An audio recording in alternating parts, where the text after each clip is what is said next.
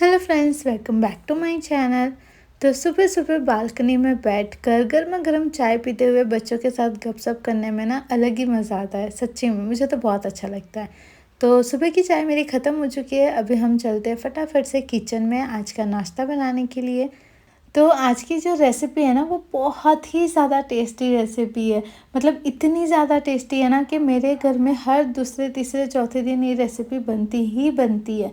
मतलब आप मानोगे नहीं, हम ना इस रेसिपी को नाश्ते में तो बनाते ही है, लेकिन बहुत बारी हम इसे डिनर और लंच में भी बनाकर खाते हैं। इतनी ज़्यादा मेरे घर में सभी को पसंद है।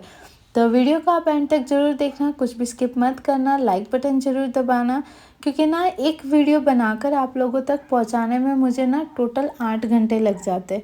कई बार तो इससे ज़्यादा भी टाइम लग जाता है अगर रेसिपी बड़ी है तो प्लीज़ जितनी मेहनत और प्यार के साथ मैं वीडियो बनाकर आप लोगों तक पहुंचाती हूँ, उतने ही प्यार के साथ आप वीडियो को पूरा देखें। वीडियो पसंद आए तो लाइक बटन ज़रूर से दबाएं, कमेंट ज़रूर करें और अपने फ्रेंड्स और फैमिली में वीडियो को शेयर करना ना भूलें। तो मैंने ना जितनी भी सब्जियां इस रेसिपी में लगती है ना वो सारी कट करके रख दी है। अब हम यहाँ पर एक बर्तन ले लेंगे और उसमें रखेंगे 1 कप। उसके माप से ही हम यहाँ पर सूजी लेंगे। तो मैंने 1 कप सूजी ली है यहाँ पर, और ये रेसिपी मैं 4 जनों के लिए बना रही हूँ। अगर आप लोगों के पास ये जो मेज़रमेंट कप आते ये नहीं है तो आप कोई भी कटोरी का माप भी रख सकते हो। एक कटोरी ले लीजिए, उसी के माप से सारी चीज़ें आप लीजिएगा। और ये जो कप है ना ये मार्केट में बहुत आसानी से मिल जाते हैं, अलग अलग साइज़ के, अलग अलग माप के। तो वो भी आप रख सकते हो घर में, काफ़ी यूज़फुल होता है कुछ भी बनाने के लिए। फिर हम ना इसी कप से 1 कप फुल भरकर दही ले लेंगे। खट्टी दही नहीं लेनी है आपने, मोरी वाली दही ही लेनी है। फिर आप इसके अंदर डाल दीजिए इसी कप के माप से आधा कप पानी।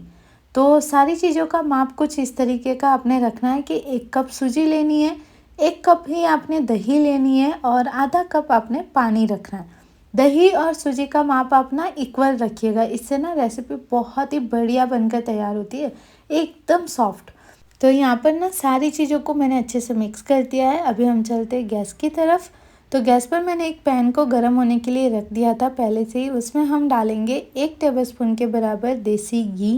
घी जैसे ही गर्म हो जाएगा हम उसमें डाल देंगे 1 चम्मच राई, 1 चम्मच चना दाल, 1 चम्मच ही हम डालेंगे उड़द दाल और 1 चम्मच ही हम डालेंगे जीरा। फिर हम इसमें डाल देंगे बारीक कट किया हुआ अदरक और हरी मिर्च। तो मैंने आधे इंच के बराबर अदरक लिया था और 2 हरी मिर्चें ली थी। साथ ही में डाल देंगे थोड़े से काजू। तो मैंने लगभग यहाँ पर 10 से 11 काजुओं को इस तरीके से कट करके लिया है। फिर आप इसमें डाल दीजिए थोड़े से करी पत्ते और आधा छोटा चम्मच हींग। सभी चीज़ों को बढ़िया से मिक्स करते हुए आपने भून लेना है, जब तक कि हमारी ना सारी चीज़ें हल्की सुनहरी कलर की दिखनी स्टार्ट ना हो जाए। तो जैसे ही हमारी सारी चीज़ें बिल्कुल इस लेवल तक भुन जाएगी ना, वैसे ही हम गैस के फ्लेम को बंद कर देंगे।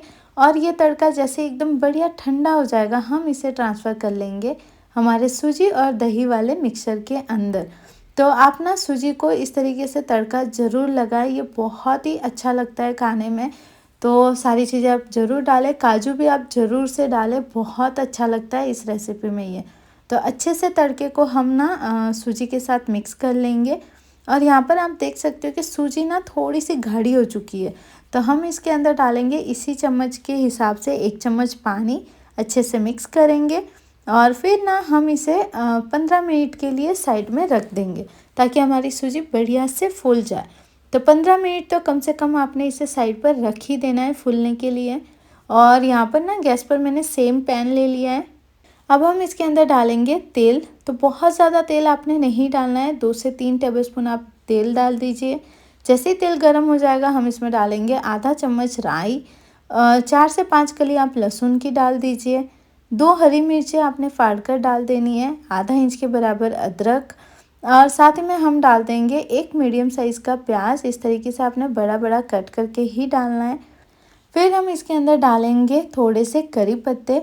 तो इस रेसिपी में ना आपने कड़ी पत्तों का माप थोड़ा सा ज़्यादा रखना है। एक बारी अच्छे से तेल के साथ सारी चीज़ों को मिक्स कर देना है। फिर इसके अंदर डाल दीजिए 2 मीडियम साइज़ के देसी टमाटरों को इस तरीके से मोटा मोटा कट करके, इसे भी हम एक बारी अच्छे से मिक्स कर देंगे। फिर हम इसमें डालेंगे 1 चम्मच चना दाल, 1 चम्मच उड़द दाल और 1 चम्मच ही हम लेंगे यहाँ पर इमली।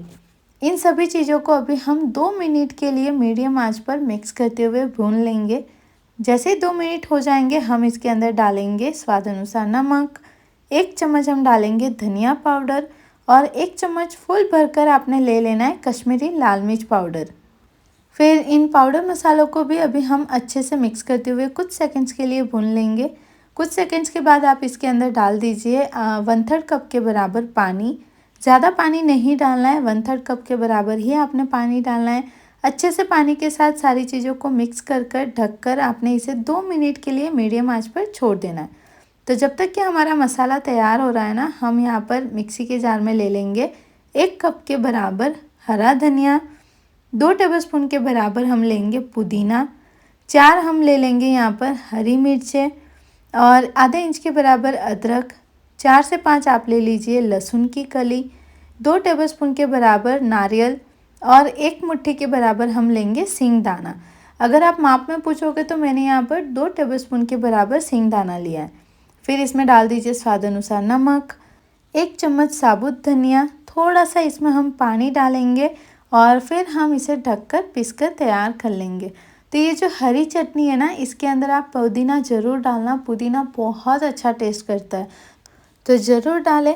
तो यहाँ पर ना हमारी चटनी भी बनकर तैयार है। इसे अभी हम ट्रांसफ़र कर लेते हैं एक कटोरी के अंदर और मिक्सी जार में अभी भी काफ़ी चटनी लगी हुई है, तो उसमें हम 2 चम्मच के बराबर पानी डालकर मिक्स कर ले लेंगे उसे भी। फिर हम यहाँ पर लगा लेते हैं अभी हमारी चटनी को तड़का। तो उसके लिए ना मैंने तड़का पैन में 1 चम्मच तेल को गरम किया है। फिर उसमें हम डालेंगे 1 चम्मच राई, 1 चम्मच सफ़ेद वाले तिल, साथ ही में डालेंगे थोड़े से करी पत्ते, 1 साबुत लाल मिर्च और आधा छोटा चम्मच हम डालेंगे हींग, आधा छोटा चम्मच डालेंगे कश्मीरी लाल मिर्च पाउडर। कश्मीरी लाल मिर्च पाउडर आप तड़के में ज़रूर डालें, इससे ना चटनी का कलर बहुत ही बढ़िया आता है। देखिए आप देख ही सकते हो हमारी चटनी का कलर कितना बढ़िया आया है और ये ना खाने में भी बहुत ही अच्छी लगती है। आप इसे डोसा, उत्तपम, इडली सभी के साथ ले सकते हो। तो चटनी को अभी हम साइड में कर लेंगे और इतने ही टाइम में ना हमारा मसाला भी बनकर तैयार है। ये देखिए सारी चीज़ें ना बढ़िया से सॉफ्ट हो चुकी है। तो अब हम क्या करेंगे ना कि गैस के फ्लेम को बंद कर देंगे और इसे यहीं पर हम एकदम ठंडा होने के लिए छोड़ देते हैं। और इतने ही टाइम में हमारा जो सूजी वाला बैटर है ना, वो भी बढ़िया से फूल चुका है, आप देख ही सकते हो। 15 मिनट में ना सूजी बहुत अच्छी फूल जाती है, तो इसलिए आपने कभी भी सूजी की कोई भी चीज़ बना रहे हो तो उसे 15 मिनट के लिए तो एटलीस्ट ज़रूर साइड पे रखें। फिर हम इसमें डाल देंगे स्वाद अनुसार नमक, आधा छोटा चम्मच हम डालेंगे बेकिंग सोडा। अगर आपके पास बेकिंग सोडा नहीं है, इनो है, तो वो भी आप डाल सकते हो। और सोडा या फिर इनो जो भी आप डालते हो ना, उसको डालने के बाद आपने इसे एक ही डायरेक्शन में हिलाते हुए मतलब मिक्स करना है, उल्टा पुल्टा मिक्स नहीं करना है, वरना आपकी जो रेसिपी है ना वो सॉफ्ट और जालीदार नहीं बनती है। तो इसलिए आपने सोडा डालने के बाद इसे एक ही डायरेक्शन में हिलाना है। तो बस हमारा बैटर बनकर तैयार है। इस बैटर को ना आपने इडली बैटर जितना गाढ़ा होता है ना, उतना ही गाढ़ा रखना है। फिर यहाँ पर हम ले लेंगे हमारी इडली वाली प्लेट और इसके अंदर हम इस बैटर को डाल देंगे। तो यहाँ पर ये जो पहली प्लेट है ना, उसे मैंने ऐसे ही भर दिया है। मैं इस रेसिपी में हरा धनिया डालना भूल गई थी, क्योंकि काफ़ी लेट हो चुका है नाश्ता बनाने में, तो मैं जल्दी जल्दी में भूल गई थी। लेकिन आप मत भूलना, हरा धनिया ज़रूर डालना। ये जो रवा इडली है ना, इसके अंदर हरे धनिए का जो टेस्ट है ना, वो बहुत अच्छा लगता है। तो हरे धनिए की क्वांटिटी आप ज़्यादा ही रखना और ज़रूर से डालना, भी ना भूलें। तो ये जो दूसरी प्लेट है ना, इसके अंदर हम डालेंगे हमारा हरा धनिया मिक्स की हुई रवा इडली का बैटर। और आप कलर ही देखिए कितना चेंज लग रहा है ना। पहली वाली जो प्लेट है वो सादी लग रही है और ये बहुत ही कलरफुल दिख रही है और खाने में भी काफ़ी डिफरेंस आ जाता है, वो थोड़ी अलग लगती है और ये बहुत ज़्यादा टेस्टी लगती है। तो प्लेट मैंने यहाँ पर सेट कर ली है। अब हम इसे स्टीम होने के लिए रख देते हैं कुकर में। तो जो इडली कुकर है ना, उसे मैंने पहले से ही गर्म होने के लिए रख दिया था और ये देखिए पानी एकदम बढ़िया उबल रहा है, अच्छा गर्म हो चुका है। तो अब ना हम इसके अंदर रख देंगे हमारी प्लेटों को। तो आप देख सकते हो जो फर्स्ट प्लेट है ना, उसमें मैंने हरा धनिया नहीं डाला है और सेकंड में आप देखिए मैंने डाला है। कलर कितना डिफरेंस है ना। तो अभी हम क्या करेंगे ना कि इसे ढककर 15 मिनट के लिए फुल आंच पर हम गैस पर छोड़ देंगे। इसे फुल आंच पर ही आपने इसे बनाना है। 15 मिनट में हमारी इडली बनकर तैयार हो जाएगी। तो इसे गैस पर छोड़ देते हैं और इतने टाइम में ना जो हमारा मसाला था ना सब्जियों वाला, वो भी एकदम बढ़िया ठंडा हो चुका है। तो उसे अभी हम ट्रांसफ़र कर लेंगे हमारे एक मिक्सी जार में। छोटा बड़ा कौन सा भी मिक्सी जार ले सकते हो, मैं कम चटनी ही बना रही हूँ, इसलिए मैंने ना छोटा वाला मिक्सी जार ही लिया है। तो इसके अंदर हम सब्जी को ऐड कर लेंगे। यहाँ पर आप देख सकते हो कि पैन में काफ़ी मसाला लगा हुआ है, तो उसके अंदर आप 1 से 2 टेबलस्पून पानी डालकर उसे अच्छे से मिक्स कर ना उस पानी को भी मिक्सी जार में डाल दें। फिर हम इसे ढककर पीस लेंगे। तो ये देखिए हमारी कारा चटनी मिनटों में बनकर तैयार है। इस चटनी को ना साउथ में डोसा, इडली, उत्तपम, भात, जो साउथ इंडियन भात होते हैं उसके साथ सर्व किया जाता है। स्पेशली इसे ना इडली के साथ सर्व करते हैं। और ये इस तरीके की गाढ़ी चटनी ही होती है, तो इसलिए आपने इसे ज़्यादा पतला नहीं करना है। आपने देखा कि मिक्सी जार में अभी भी काफ़ी ना मसाला लगा हुआ था, तो मैंने सिर्फ 1 चम्मच के बराबर ही इसमें पानी डाल के इसे मिक्स करके ले लिया है, क्योंकि ये चटनी ज़्यादा पतली नहीं होनी चाहिए, थोड़ी गाढ़ी ही होनी चाहिए। वैसे भी ना इडली के साथ जो चटनी हम बनाते हैं, चाहे हरी चटनी हो चाहे खारा चटनी हो, दोनों ही थोड़ी थिक हो ना तभी खाने में मज़ा आता है। डोसे के साथ ऐसे होता है कि भाई पतली अच्छी लगती है, लेकिन इडली के साथ जाड़ी अच्छी लगती है। तो हमारी कारा चटनी बनकर तैयार है। अभी हम इसे तड़का लगाएंगे।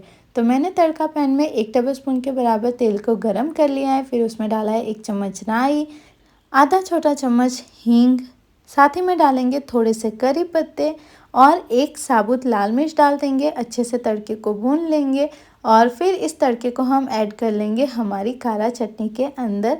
और बस हमारी कारा चटनी बनकर तैयार है। बहुत ही ज़्यादा टेस्टी लगती है, तो इसे आप इडली के साथ ज़रूर बनाना। तो इसे यहीं पर छोड़ देते हैं।